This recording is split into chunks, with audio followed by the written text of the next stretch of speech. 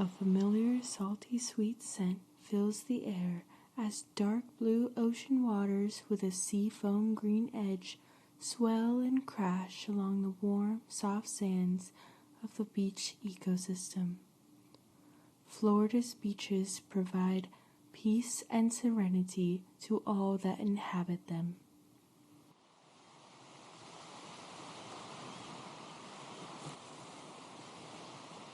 Florida's beaches are visited by 19 million people each year, and while this means that the beaches are loved by many, they are also being threatened by our obsession over them.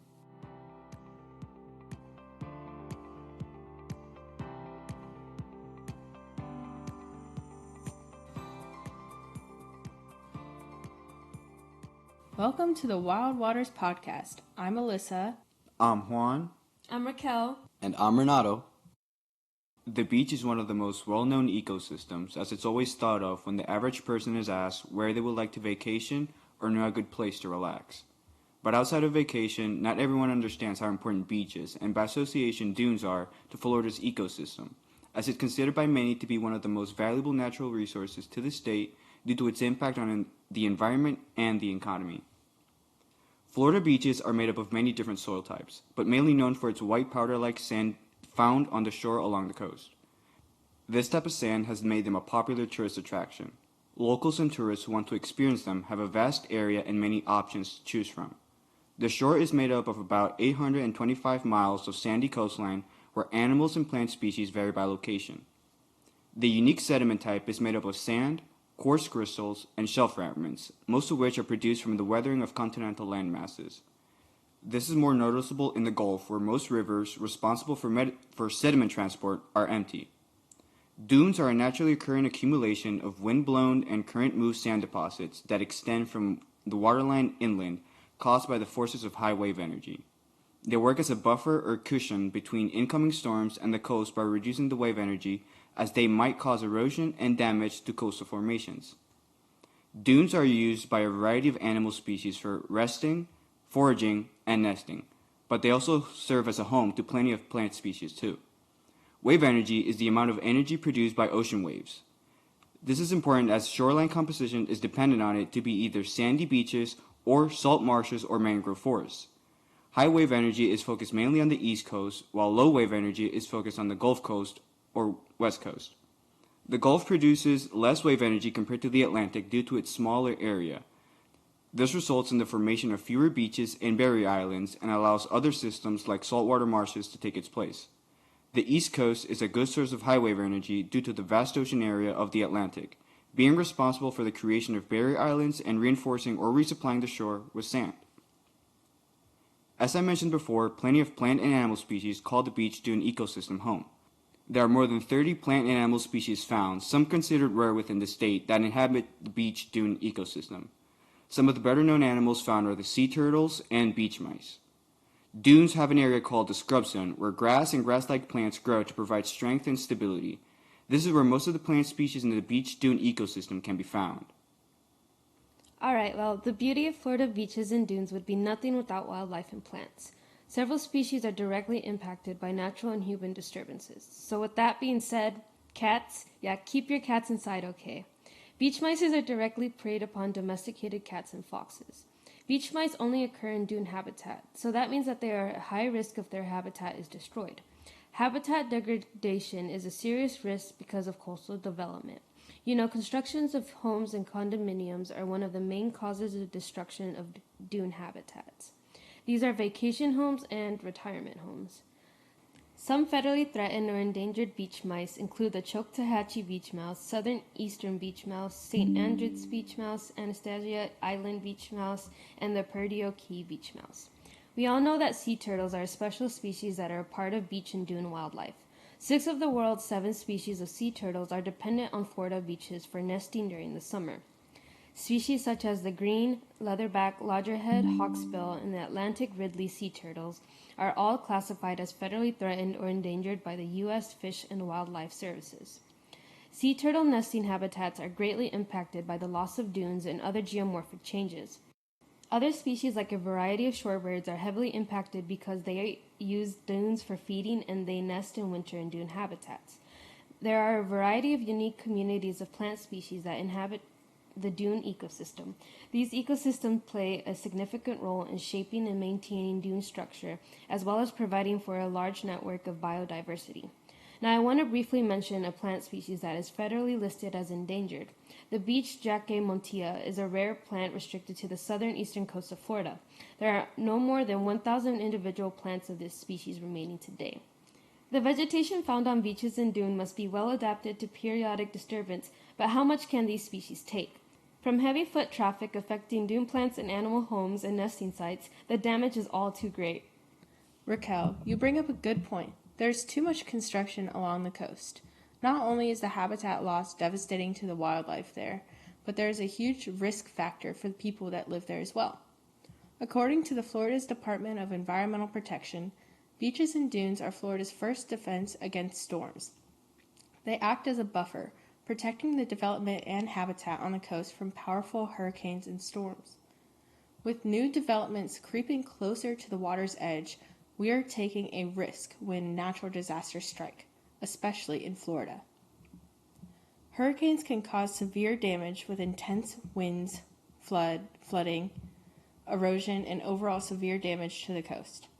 This destruction can leave many people and animals out of homes and resources. One reason that these storms are leaving such devastating scars is because of the growing intensity of the storms itself, aka climate change, and the overall warming of the air and the waters. This warming of the planet helps the storms to build and grow to highly destructive levels. Climate change is fueling stronger storms and warmer water, which poses threats to life around beaches and dunes. The warming of the ocean water leads to more coral bleaching, which can kill or stunt the growth of coral. Coral reefs are crucial ecosystems, and their decline leads to less nursery habitat for fish, reptiles, and invertebrates. Coral reefs are some of the most diverse species on the planet, and their decline contributes to the loss of biodiversity in our oceans. Due to erosion from high winds and powerful waves, beaches and dunes might not be around for much longer. Erosion is when the water and wind move soils and minerals from one location to another. Erosion of beaches and dunes is escalated by the rising sea levels and intensity of storms. Less beach means less habitat for birds, reptiles, mammals, and invertebrates. This dramatic change in landscape affects not only the beauty of the beach, but the lives of many humans and critters living along the coast. Humans are to blame for the majority of threats to beach ecosystems. Natural disaster occurrences like hurricanes and the red tide are only magnified thanks to human effects on climate change and general pollution. These effects damage coastal biodiversity, domestic health, and the economy. The red tide is a specific type of algal bloom caused by abnormally high concentrations of Carina brevis, a single-celled phytoplankton species. This organism defends itself from predation by making toxins that affect the central nervous system of other fish and oceanic life. This, combined with the algae's tendency to create areas of low oxygen concentration, causes many marine animals to die, and that's where you see these mass die-offs of fish and other aquatic animals. Though this in itself is a naturally occurring phenomenon, humans make it much worse than it otherwise would be. Right, Renato? That's absolutely right. Once red tides arrive close to shore, it uses human pollution and nutrients for growth, which contributes to the large-scale red tides we see today around the state. These nutrients mostly come from farm animal waste, human pollution, and fertilizer runoff from farms. These sources run off in stormwater into storm drains and rivers, eventually seeping out into the coast. The red tide is not only dangerous for marine life, but also for us humans. The toxin produced by these red tides sometimes becomes airborne and can lead to things like eye irritation and breathing problems for those infected.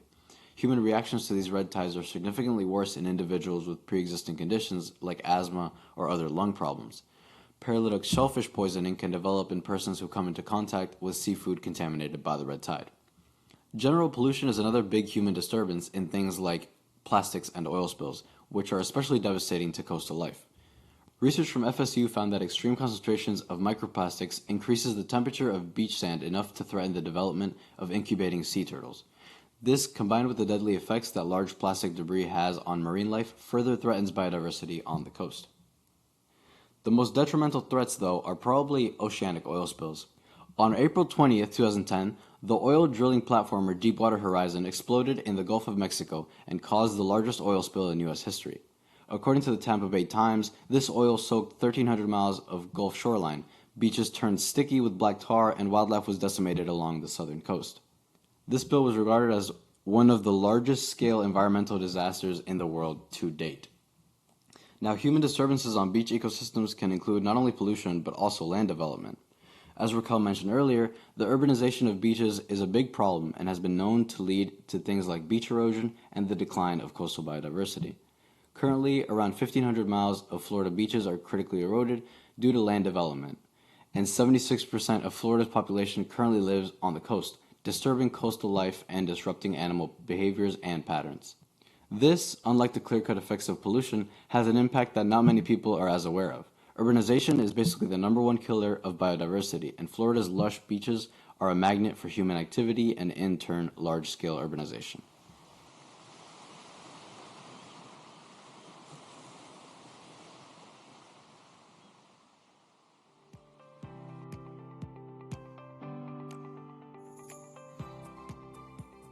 What you can do to help.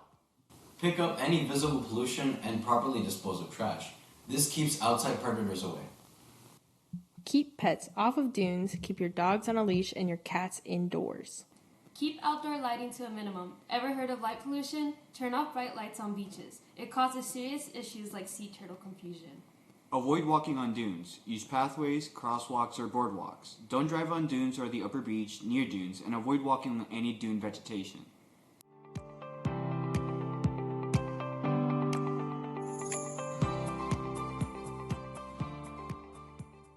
Well, that's it for Beaches and Dunes. Hope you guys enjoyed this podcast and learned something new about our state's fantastic coastal ecosystems. Don't forget to check out our upcoming podcast on Florida's river systems, and we'll see you guys in the next one.